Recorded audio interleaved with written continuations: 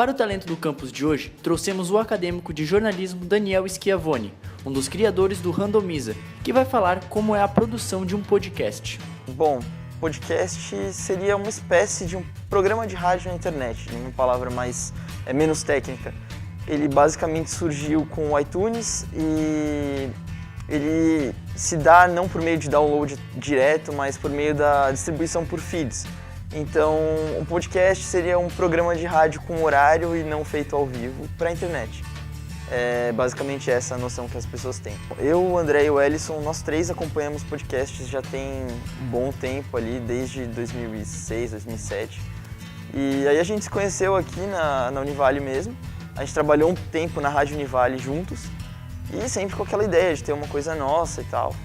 E aí foi numa aula de empreendedorismo com a professora Cristiane Riffel que a gente teve que fazer um projeto e aí surgiu a ideia, vamos tirar do papel então, não vamos fazer só um projeto, vamos fazer um piloto e tocar algo sério.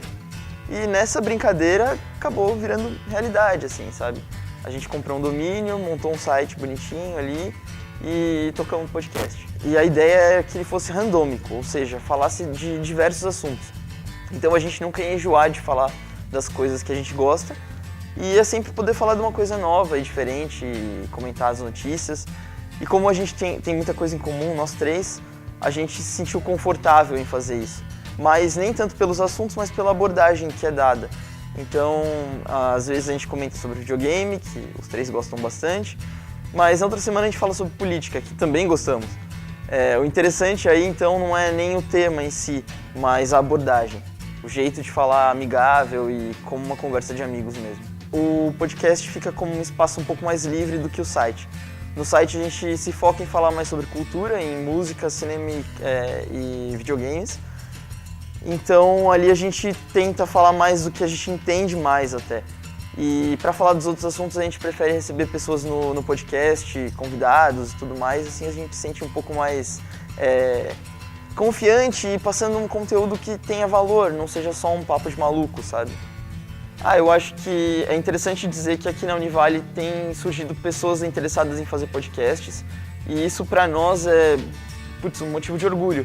Quando a gente começou a fazer, a gente não conhecia ninguém que fazia ou ouvia além de nós três.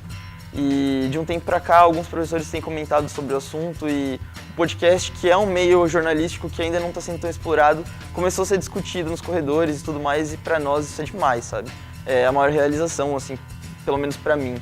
E é livre, você tem o seu espaço, o seu veículo, o seu tempo, a sua edição e milhões de formas diferentes de criar, então te dá uma liberdade que talvez outros meios não dão ainda, sabe?